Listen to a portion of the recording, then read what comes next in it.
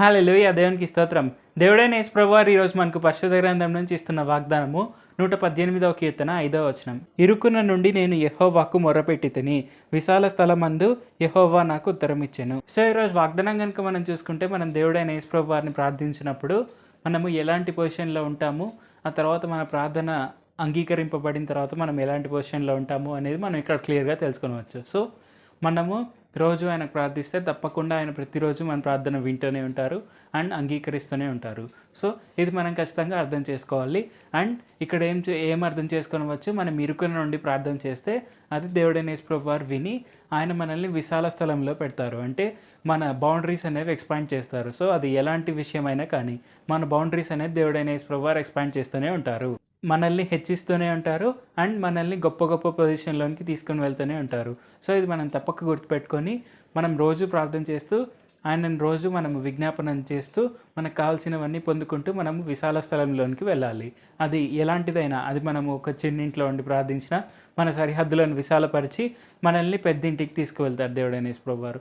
ఒకవేళ తక్కువ జీతంలో పనిచేస్తూ మనం ప్రార్థిస్తే విశాలపరిచి ఎక్కువ ప్రదేశానికి, అంటే ఎక్కువ జీతం వచ్చే కంపెనీకి దేవుడైన యేసు ప్రభువారు తీసుకుని వెళ్తారు.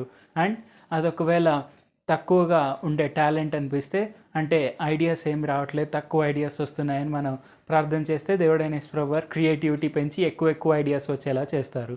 సో అలాగా మనము ఏదైతే ఇరుకన నుండి ప్రార్థిస్తామో దేవుడైన యేసు ప్రభువారు ఖచ్చితంగా ప్రార్థనను విని మనల్ని విశాల ప్రదేశానికి తీసుకొని వెళ్తారు. అంటే మనల్ని ఎత్తైన పొజిషన్స్‌లో, హైట్ ఉండే పొజిషన్స్‌లో అండ్ మనల్ని గొప్ప గొప్ప స్థానాల్లోకి తీసుకెళ్తారు. సో అది మనం ఇక్కడ అర్థం చేసుకోవలసిన విషయము. సో తప్పక మనం అర్థం చేసుకొని మనం రోజు ప్రార్థిస్తూ మనం రోజు మనకు వచ్చే ఆశీర్వాదాలను క్లెయిమ్ చేసుకుంటూ ముందుకు సాగుదాం. ప్రార్థించుకుందాం.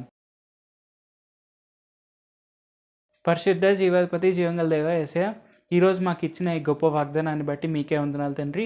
మేము ఇరుకున నుండి ప్రార్థిస్తే మీరు మా ప్రార్థన విని మమ్మల్ని విశాలమైన ప్రదేశంలోనికి తీసుకొని వెళ్తారు, ఎత్తైన ప్రదేశంలోనికి మమ్మల్ని తీసుకొని వెళ్తారని తెలియపరిచినందుకు వందనాలు తండ్రి.